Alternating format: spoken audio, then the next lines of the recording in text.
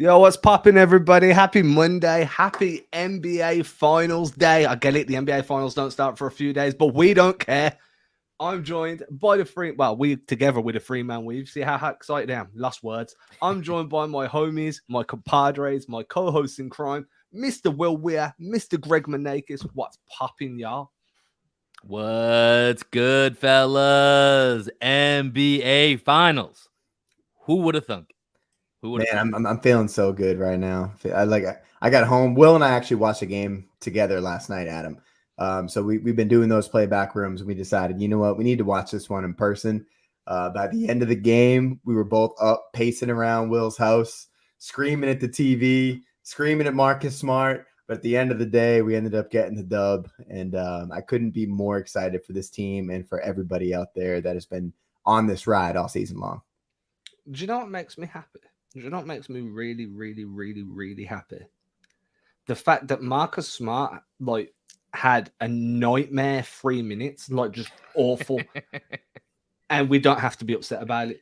Because this dude has done so much through the season, grew so much as a ball handler, as obviously a defender has always been there, as an initiator, as a scorer, been more judicial, and then he kind of has a lapse, and it's back to crazy Marcus Smart that goes wild, and then all of a sudden we don't need to care too much because all of a sudden, they still win, and I'm happy with that because I would have hated the narrative going into the off season to be, oh my god, Marcus Smart's fault. Adam, you should have been at my house last night. We were in the process of having a full-on mental breakdown with that exactly what you just said on the tips of our minds of this can't be the way it happens. This just can't be the way it goes down after everything that we've been through this year from the start with, kind of the disruptive start. We're not sure. We're still trying to figure out Ime as a coach. What is this guy doing? He keeps calling people out. There's seems to be friction within the team. We can't, what are we doing with Dennis Schroeder? What's going on here to, getting over that hump into the new year and all throughout this.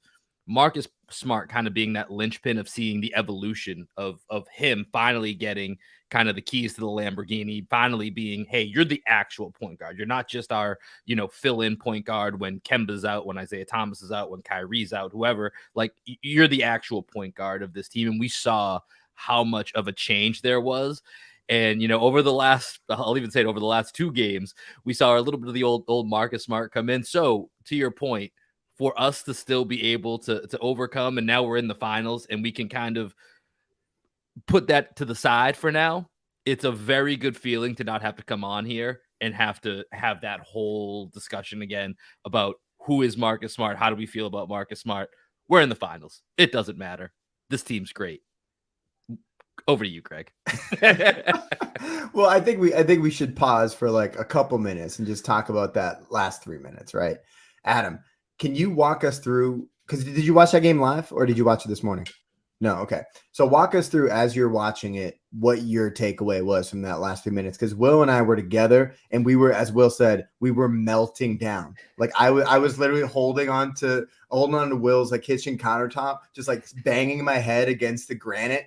Just asking myself, yeah, Will's got granite countertops. He lives in a nice spot. I think is the granite or marble, Will? Dude, I don't know. What it's a hard it doesn't matter. But I was literally this can't be how we lose this game.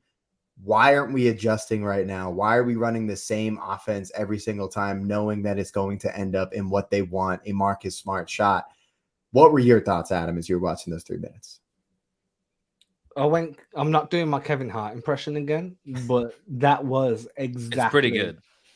Oh, no, I'm not doing it. That was pretty much how my mind was going, just not like this. But at the same time, and I remember thinking this, because I came into this kind of where we were, the Eastern Conference Finals, I came into it with the mentality that we're playing with house money.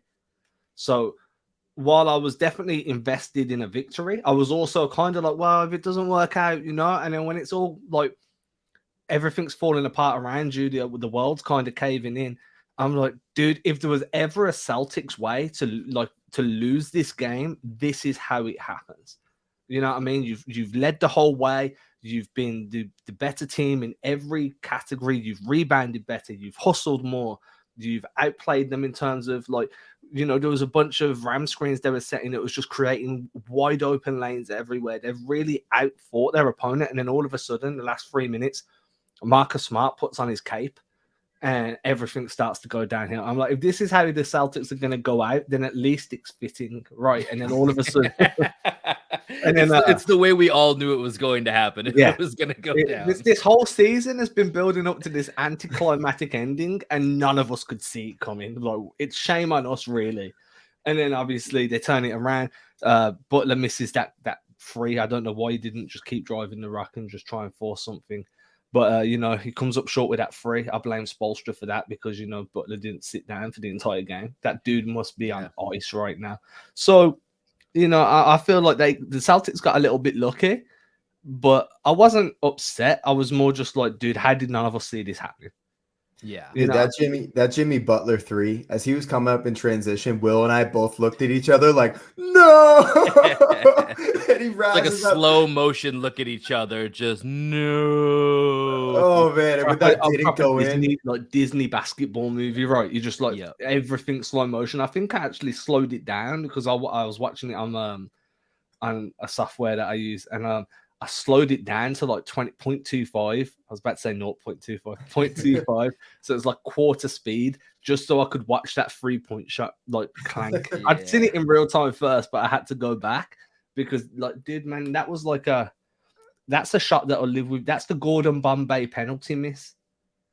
You know what I mean? That's a shot that will live with you for the rest of your life, man. You're gonna see Jimmy Butler like as a lawyer soon, telling everyone you gotta go for the W. Yeah. And so I don't know if you guys have watched the new season of Stranger Things yet, but in episode 1 or 2, I'm halfway. Okay, so it reminded me of Lucas's shot, man. Like, so Lucas ends up like being on a high school team. He's like Stranger Things basketball moments are one of my favorite things in the world. They did a much better job showing like somewhat real basketball compared to the last season. What was it, Steve versus what's the other guy's name? Billy. Steve versus Billy in the post is one of the greatest basketball scenes ever made. A 5-minute post up, just talking smack. No, but Lucas has a shot that's very similar to that Jimmy Butler shot in Stranger Things, and maybe Jimmy was binging it and was like, this is my Lucas moment. He pulled up. The amount of slow motion crowd reactions throughout that, and they're also playing like Dungeons and Dragons as that game is happening simultaneously. So it's just like cuts between Dungeons and Dragons and the game, and the amount of crowd reaction shots. That's what I was feeling in that moment. Will looked at each other like 4 different times as the ball was in the air. It clanks off. We get the rebound. Then it goes to Marcus. We're like, oh my God, Marcus now has to hit these 2 free throws. And then at the end, Adam, Max Strus gets an opportunity to shoot a 3-pointer with Marcus covering him, and he kind of like flails out a little bit. So we just thought, oh, it's going to be a 4-point play, but they didn't call it. He missed it, and we survived. We're going to the NBA Finals, but that was utter chaos those last 3 minutes. It was a lot of panic. But, you know, I mean, I think it speaks to what a lot of the players and Ime talked to after the game. This team doesn't do it the easy way. They just don't.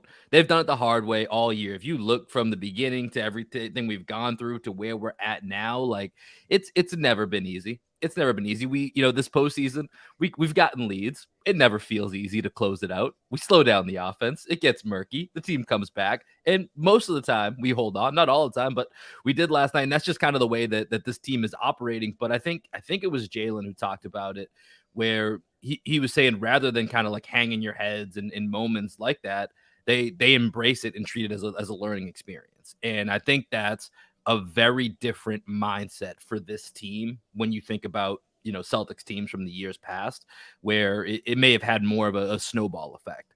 This team has a certain resiliency to, at different times fail in the moment, but to then learn from that moment and to get better from it and to move on from it.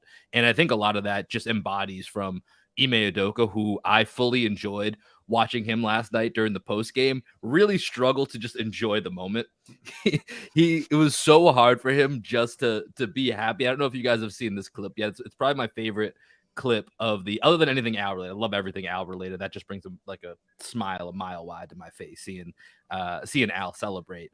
but Ime's in the locker room. He comes in after all the press conferences. And, his first comment was like, all right, listen, we already did all the water bottle stuff. We don't need to do it. And you see Tatum on the, sitting on top of a chair, and he just yells, F that. And then the whole team goes nuts and douses him with the water bottles. Like literally 3 seconds later, Ime's like, all right, you guys know we don't hang banners for Eastern Conference championships, right? We still got to get 4 more. It's like, oh my God, Ime, I'm so with you, but like smile, my guy, and just enjoy the moment. So I thought it was really cool seeing that and seeing how much this team has embodied everything that Ime's brought to this culture to shift the energy, as Jalen famously stated. Hot take, Will. The reason Ime wears his mask so much is that he actually wants to smile more. So underneath that mask, that's when he gets all of his smiles out. And then he pulls the mask down. That's his secret. He's always smiling. I mean, okay, so I won't say that. Okay. I'll tell you guys off air after. And so I saw a stat that said that Udoka's the first rookie head coach to win 2 Game 7s in a playoff series, in the postseason. And then I'm thinking about it and I'm like, is that a good thing? Or is that a bad thing? Because that means his team's gone to Game 7 twice in the first 3 series. Nah, man, I like the fact that Udoka doesn't get happy. I like the fact that he's not blowing smoke up these guys. He's like, yeah, job's not finished, man. Yeah. You got Tatum out there wearing a Kobe armband. News came out he texts Kobe's cell before the game. So job's not finished, man. If you want to start embody that mentality, we're not celebrating this, dude. For one, we shouldn't celebrate because you nearly lost it in the final 3 minutes. For 2, we shouldn't celebrate because we had to come all the way down to Miami to do it in Game 7 when we should have been chilling, resting up. And for 3, these Warriors are no joke, dude. There's no time to enjoy the night, enjoy the flight back, enjoy the giving everybody a hug. You're like, oh man, we're conference champions. All right, cool. Today's a new day. Let's get this film work done, and then let's really see what this team's about. Because, in my opinion, I like the matchup against the Warriors more than I liked the matchup against the Heat or the Bucks.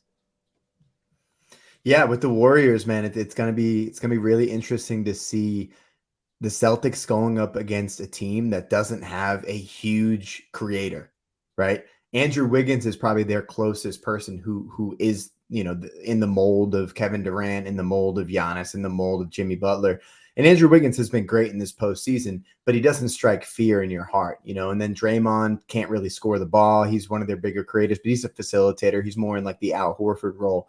And then it's just Steph Curry, Jordan Poole, and Klay Thompson, and if there's anybody built in a lab to guard those 3 guys, it's the Boston Celtics. And historically, I heard some stat that the Celtics are the only team in the entire NBA that has had a winning record against the Warriors since Steve Kerr took over.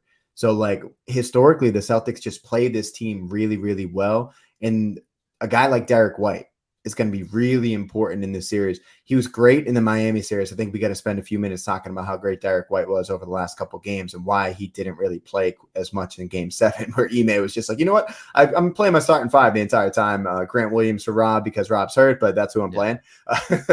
But I think with Derek White against the Warriors, it's going to be, I think that's where the Brad Stevens move of getting Derek White is going to pay its most dividends.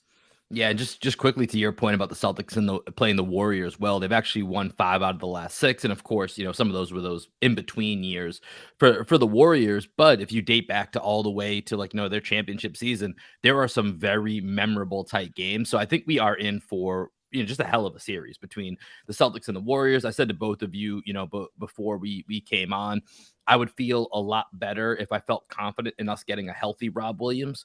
They talk like Rob's just clearly not healthy. He looks like he's not healthy out there. Ime's openly said last night in that same clip that I just talked about a few minutes ago, Ime was kind of just giving out some shout outs, and he was like, Rob playing through the pain. Talked about in his press conference, all we could get was 15 minutes. We knew that's all we were going to get out of Rob. And, luckily the final slows down. It's not every other day. It's mostly 2 or 3 days off between games, except for, I think it's games 3 and 4. There's 1 day off. Other than that, there's multiple days between each. So maybe there's a chance we see a little bit healthier of a Rob. I do think he could be a massive differentiator in this series because of the way that, the Warriors want to play small and fast, where Rob's big but can play fast and can also be super disruptive when he's at his full strength. But I think this is going to be a really fascinating matchup. And I think when you look at the Warriors, I think you know basically what you're getting out of Draymond and Curry every night. Even if Curry's not hitting the shot, you're just never going to let up. He could be 1 of 7, hit 4 in a row, and all of a sudden, you know, he's 5 of 11, and that's totally in play. So no matter what he's doing, you're still going to pay, you know, your full attention will always be on Steph Curry. And I feel like with the Warriors in this current iteration, they have so many X factors. Clay still is kind of getting his legs back. So some nights he looks like old Clay.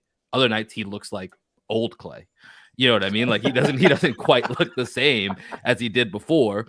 Jordan Poole, you know, he's still young coming into his own. He can be electric on offense. He can be exposed on defense. And then Greg, you talked about Andrew Wiggins. Like he's had a great postseason, but there's still moments where, you know, he's Andrew Wiggins, which is good, but he's not also like the guy that you want to always rely on. So they have a lot of X factors. Then you throw in their rookies that they seemingly can throw out there. If it's like, hey, we need a spark.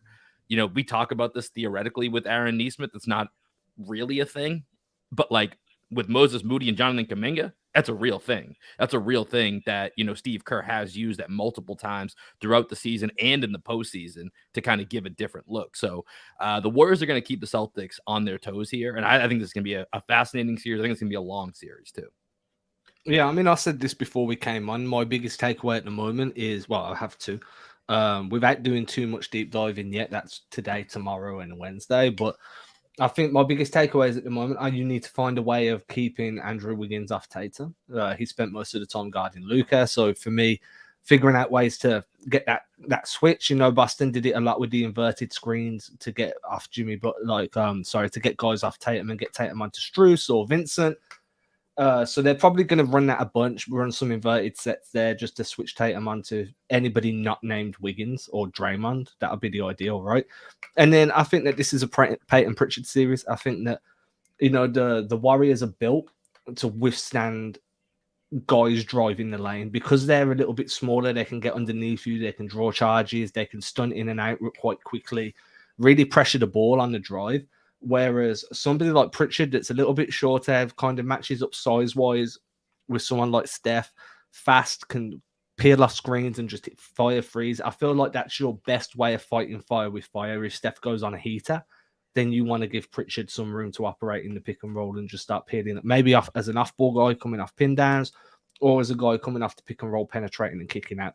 I don't know why. I've just got a feeling that I'd be willing to put, you know, 10, 20 bucks on Pritchard having 1 or 2 big nights in this series. For sure. Couple things. I got to circle back to what Will said about the old Clay. That just made me laugh. Yeah. So Will, did you take that from my song where I say I want to be the new Kanye, but I don't want to be the new Kanye? Is that where you got that? It wasn't originally, but after I said it, I was like, I know I've heard that in a verse somewhere, and then I realized it was one of your songs. So it wasn't intentional, but yes. Okay. So paying homage, dude. That's respect right there, dude. Yeah, right. But here's the thing that speaks to your lyrics, that they seep into my head without me even like, you know, I'm not even thinking of it. It's just like, oh man, that's a dope lyric. Hold on, I can make a pun on this almost with this Klay Thompson reference. So I love that. I love that. Second thing with Rob Williams. How many games do you think he actually plays in this series? And how many are we going to get him close to 100%? Should we, as an organization, sit him for the first game, maybe even the second game, since there are so many games in between, so many days off in between games, so we get him like a legit 7 to 10 days of rest before he gets on the court? I don't know if that's going to make a difference. I don't know if it's more important just to have him on the court and then trust that the 2 to 3 days off between games is going to be enough to get him to 80%. I don't really know what's up with him, but he didn't look good at all. And it was weird that the broadcast just didn't bring up that he was dragging his leg around and he couldn't stop. He couldn't close out. They didn't mention it one time in the first quarter. And Will and I were just like, after the first possession, we're like, Rob can't move. You got to get him off the court. And it seemed like Ime was just trying to buy 4 minutes at the beginning of each half where he didn't have to play Grant Williams. He didn't have to play Daniel Tice. So that's what he ended up going with Rob. But that's a question. I'll pause there. What do y'all think we should do? And then what do you think we will do? So I thought about it this morning. I think personally we should at least sit him game 1 just to give him, and this has been back to kind of an original point Adam made about the way that this series against the Heat went. That's when I think of the Celtics winning the actual NBA title. One of the biggest missed opportunities was not closing that out in game 6 to get those 2 extra days of rest.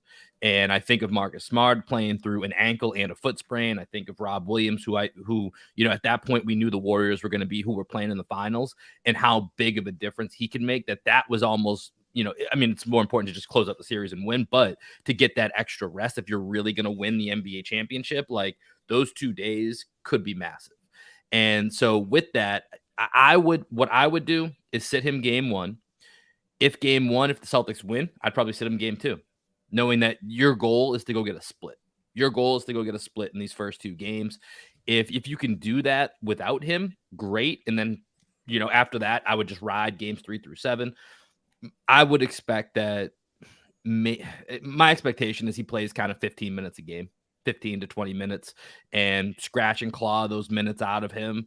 I would expect him to play probably, unless the knee injuries get worse, I would expect him to play every game, but in a very limited role of 15 to 20 minutes, not being the full Rob Williams. And I don't know if we're going to play the percentages game. I mean, this is not the Rob that we saw that was second team all defense. And I think it's going to show more with all the spacing that you're going to see, with the Warriors. Because like Greg, you mentioned it when we were watching the game last night, he can't change direction. If he goes to close out, there's no getting back into the play. He's just out of the play. So, I think that could become an issue, and I could see the Warriors attacking, that advantage a little bit. So, I think he'll play. I'm going to say my prediction is that he'll play all 7 games, but just in a very limited role. What do you think, Adam? So I've got it like, how can I put it? If you'd asked me, can Rob sit and the Celtics remain competitive against Miami? My answer would have been yes, but I really don't want to do it, right? Mm-hmm. I think that, and I said this before coming on, which I'm not going to reveal what we were speaking about because that's off-season content.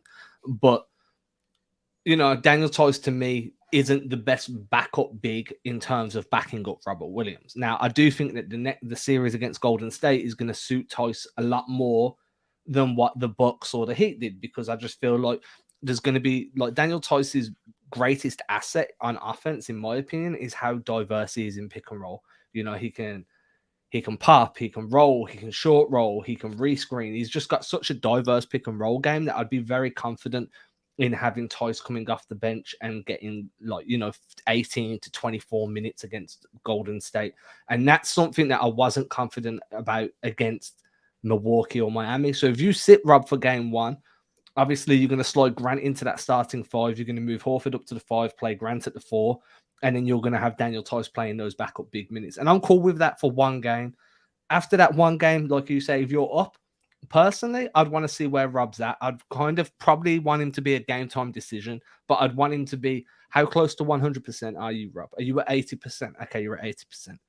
Well, we can win this game because we've just won 1. So we're gonna sit you for this, knowing that by the time we go back to Boston, you're going to be at that 90, 95%, and now you're going to be super impact for the rest of the way. The downside to that is if you sit him in game 1 and you lose, regardless of where he's at, he's going to be healthier than what he was in game 6 and 7 against Miami. He has to play. Mm-hmm. And that's the risk you take, right? Because ideally you want to win the opening game. Every competitor wants to win. But if you sit him and you lose, the luxury of having the opportunity to sit him for game 2, in my opinion, is taken away from you. So I do think it's a risk, but I think that you're risking it more playing an unhealthy Rob than you are not playing him at all. Like I say, I think Daniel Tice would be fine in this series to back him up. Yeah, for sure. I do think that with Rob, I would sit him game 1 because you could steal, as to your point, Adam, you could steal game 1 and then you have the opportunity to sit him game 2, and bring him when you need him. Like maybe you somehow win both games in Golden State and you don't have to play him until they win a game. It's really interesting. Won't play the finals then, though. Yeah, it's really interesting what Rob is going to end up doing in this series. But I do agree with your point about Tice. I'm not sure he's going to play much of the minutes when Looney's on the floor, just because Looney's so big and he really made it. He made an impact for that. He got 7 million rebounds in the last 2 games of that series. For sure. But one guy I do want to touch on really quickly is Gary Payton. Gary Payton Jr. is going to be back for the Warriors in the finals. And I think he's one of those guys that they're going to need to play. Like Jordan Poole, we were talking about this before we came on here, but Jordan Poole is their weak link defensively, right? And he offers a lot on the offensive end, which would, I think, stretch the Celtics defense. But if for whatever reason we're targeting Jordan Poole and they need to go to a defensive option, I think Gary Payton Jr. is built in a lab to guard a Jaylen Brown, who's just like super physical, great hands. And if JB tried to drive at him, I mean, you saw what Vic Oladipo did to JB. Anytime Jaylen tried to look him chest to chest and drive by him, Oladipo slid his feet and just knocked the ball away from Jaylen. He did it like 5 or 6 times in the last 3 games. So I think Payton is one of those guys that I'm worried about covering a guy like JB. I think Wiggins, as Adam was talking about earlier, and this is one last thing I wanted to touch on, getting Wiggins off of Tatum. I don't think Gary Payton is going to be on Tatum too much. I might be wrong about that. I think they're going to trust Wiggins with that assignment.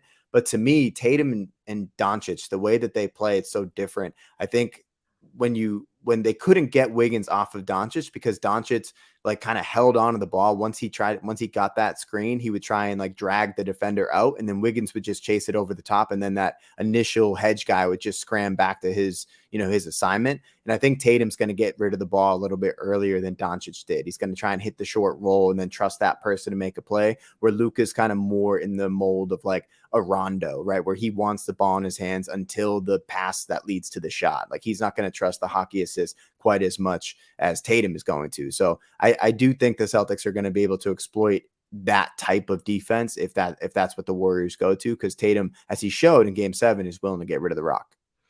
Yeah, it's a great point about Gary Payton being back in and just how much of a defensive force. I think I read earlier today, per 36 led the NBA in steals per game, and he's just kind of like this like defensive dynamo that they can just unleash in certain points and kind of just even if it's just for a few minutes, just to give a different look. And he's obviously limited on the offensive side of the ball, but that's where with the Warriors, they're always able to get away with playing guys that are sometimes limited if you have, the Splash Bros going at their usual rate because of what it does and how thin it stretches that defense. And then, once again, one of the X factors is Andrew Wiggins shooting, specifically Andrew Wiggins shooting. Is he going to be able to knock down shots? If Andrew Wiggins is having a game where he's knocking down shots, you can then play him, Draymond, the Splash Bros, and Gary Payton together. And so it does open up some more wrinkles. And I think that's another thing that kind of, Adam, we talked about this with the Heat a little bit. I think the Warriors probably actually have even more versatile depth in the sense that they can throw a lot of different looks, and Kerr, very much like Spoelstra, is not afraid to show you different looks at different times that you might not be expecting. So that's going to be another wrinkle that I think the Celtics are going to have to deal with. So I've got a few thoughts. First one, we'll start with Peyton, because he's his father's son, the glove. I spoke about inverted screens earlier. It's been something I've really harped on about recently. It's just been an area of focus for me because I'm impressed with how Boston have been running them. But when you've got Gary Payton on the floor, he can be such a lob threat as an inverted screen and roll guard just because he's so explosive. And that really forces your switching schemes to be completely on point, and maybe you have to do an off-ball switch as well, so you've got someone bouncy guarding him so they can get up and contest the shot above the rim, a Rob Williams type guy. Maybe you ask Jaylen Brown to switch onto him. Jaylen's explosive when he wants to be. So I think that while he's limited offensively, he gives you a dynamic that's rarely seen around the NBA. And it's going to be, if they go to that inverted pick and roll with him as the roll man looking to space vertically, it's going to give Boston a test to see how good they are at switching, how smart they are at who they switch, because I think Peyton's good enough to dunk on a few guys' heads in this series if they let him. So that's my thought there, and I agree. Like, when we're talking about versatility, Miami was built on a lot of good defenders. Right now, Golden State was one of the best defensive teams to start the year. I think they were number 1 in defensive rating until like March. I'm not even, probably later than that. They led the league in net rating for almost the entire season. For me, one of the things that really impressed me was they're a scheme defense, right? They you can't say Steph Curry's a great defender. Klay Thompson's not a great defender. And you can go down the list, you're going to get 3 or 4 guys that are fantastic individual defenders, but they know their system inside out and they run it to perfection consistently. So being able to target these weaker defenders the way Boston did against Miami, going up against Strus, going up against Vincent. That's obviously always going to be key, and it's going to be something they look to do against Golden State. But Golden State are so well drilled on when to rotate, when to sag, when to come up, when to stay back. It's going to be interesting to see that X's and O's battle. Does Tatum probe more after dribble before trusting that hockey assist? Do you have guys flashing across the baseline? And something I learned today, a rocket screen, which is simply an exit screen, but I like the name rocket screen more. So do you have guys flashing baseline off rocket screens more than anything else? Like just the way that Boston attack this defense is going to be wildly different to what we've seen in the last few series, where it's very much been against individual defenders rather than scheme defenders. And I think that's where teams have struggled against Boston, because Boston are a scheme defense as well. Let me ask you guys a quick question here. Who do you think from the Celtics is going to be the biggest X factor? Greg, you kind of mentioned Derek White earlier when talking about the spike that he had in play, post fatherhood in this series. And, I think he's going to play another massive role in this upcoming series as well. But I'm curious to get your guys' thoughts on who you think for the Celtics. Let's take out Rob's health out of it, because we've already kind of touched on that. But aside from Rob's health, what or who do you think is going to be the biggest X factor for the Celtics? Well, it sounded like Adam would probably lean towards Peyton Pritchard. He mentioned Pritchard earlier in the pod and off air. To me, I don't know if he's like too overqualified to be an X factor, but I think it's Jaylen Brown. I do think Jaylen has the size to take advantage of the Warriors' smaller backcourt, which is why I think Gary Payton is so important. But I think this series is actually a great series for JB, because Tatum is going to get the best defender, right? He's going to get Wiggins, and Wiggins is one heck of a defender. I think Draymond is going to be trusted to guard Al Horford and to kind of take Horford out of the game. You're going to see all those delay actions that the Celtics run. Draymond Green is going to be right up against Al Horford and taking away passing lanes. Going to be super active on the defensive end there. So Draymond for the Warriors, I think, is an X factor for them. But JB, I think, is going to have a real opportunity to take advantage of Steph Curry, to take advantage of Klay Thompson, who's definitely challenged laterally right now. And I think JB is just stronger, more physical than anybody that the Warriors have outside of Gary Payton. So I would expect JB to kind of really cement himself in terms of legacy for the Celtics. If we win the finals, I think this is going to be a huge JB finals. Yeah, I've got Peyton Pritchard as my number one X factor, just because I think the matchups are going to really suit him. The other guy I've got is Al Horford. I think he's been fantastic the last two series. I don't know whether Al's going to be super impactful in the scoring column, but I think he's going to do a lot to drag Draymond Green into positions where he can't be as impactful defending the lane, right? Like, this is a $26.5 million series for Al Horford, because right now he made the finals, so his contract was guaranteed for 14.5 mil. Makes the finals, that guarantee shoots to 19.5 mil. Win the finals, you're fully guaranteed next year. You cement. This is a 26. Well, it's not. It's I think he's coming back either way, but I get your point. Yeah, you get my point, though, right? He's coming back, but there's always going to be that conversation of, do we trade Al and free up that cap space? Mm-hmm. Well, no, I'm any of your Al, you're like, dude, okay, I'm guaranteed 19.5, but if we just win 4 more games, I'm going to earn another what's that? 6 million just for winning 4 more games. I think Al Horford's, and you saw how emotional he was after making it to the finals. I just think that he's going to be a huge X factor in terms of really firing up the troops. Do you know what I mean? That general type of guy, this is Sparta. He's going to be that Leonidas. I just don't hope he doesn't front kick nobody into oblivion, because he won't be available. Well, if he does, maybe just hopefully the refs don't catch it. But no. But I'm with you that Al Horford is going to be a huge X factor in this. I think it's between him and Derek White is who I would lean as the number one X factor. For Derek White, it's can he hit shots? Because I think both him and Marcus Smart are going to be left alone at different points where the Warriors are going to dare them to hit shots. So I do think at certain points it'll be make or miss for the two of them. With Al, the other part, especially when we look at we're unsure of how healthy Rob's going to be.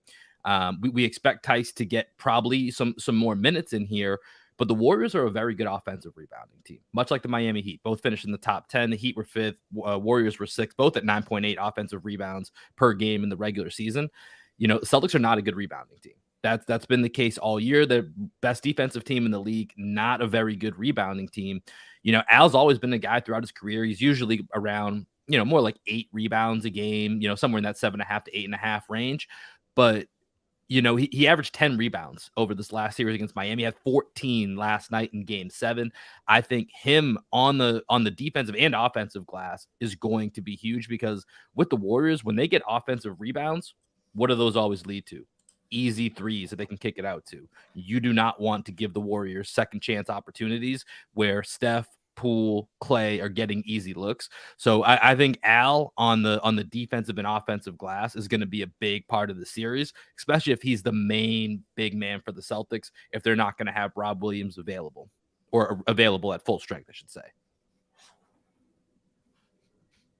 I was waiting for somebody else to jump in. I just saw your comment in the private chat. Yeah, I was just like, I gotta wrap it up. I've got somebody just spamming the comments as well right now, saying what up, let me know what up. Is this actually somebody? Yeah, you see, yeah. So everybody, that's gonna be us for today. Like, you know, I feel like usually we come in with a game plan. Before we came into this episode, my outlook personally was we're just gonna talk, because it's the finals, baby. Conference finals champions, that's what it is. Let's go. I said this at the end of the last show. I'm going to say it again now. Please start a petition. I will pay for flights if the Celtics give me tickets. Make it happen. Go on social media, at me, at the Celtics. Let's get it going. I'll pay for the flights, no problem. I'll go to Boston, no problem. I'll be there tomorrow, but the Celtics have to fund the tickets. Yo, Adam, real quick. I know we got to get out of here, but should we each give – we got the three-man weave together here. We may not have the three-man weave together again before the finals tip. Boston. Greg? Wait, what? We're going to – I like that you missed it. So Adam knew where I was going with this. I would say last time we're going to have a three-man weave together before the series tips. Adam's got Boston in 6. What's your prediction? I missed that completely. So I said this before Game 7, Will. I said I think the reason why we had to win Game 7 in Miami is because we're going to have to win Game 7 in Golden State, and we had to go through that experience of seeing what a Game 7 was like on the road. So I think Celtics in 7, we win at the Chase Center. Same brain, my friend. I got Celtics in 7. They don't make anything easy, and they don't duck no smoke. Celtics in 7. Celtics in 6. Right, I'm only joking, y'all. Everybody, I hope you enjoyed the show. As usual, share it on socials. I'm speaking very fast because I got to go. Until next time, we'll be back on Wednesday when we'll still be ahead of the series, but we'll do more of a deep dive into what to expect, what we're looking for, and what we're scared of. Until then, we hope you're all staying safe, enjoying your time being a conference finals championship fan, because that's what you all are. Thank you, Greg. Thank you, Will. It has been a glorious time reminiscing about a wonderful, wonderful experience with you both. Same, brother. Peace out, everybody. Cheers, brother.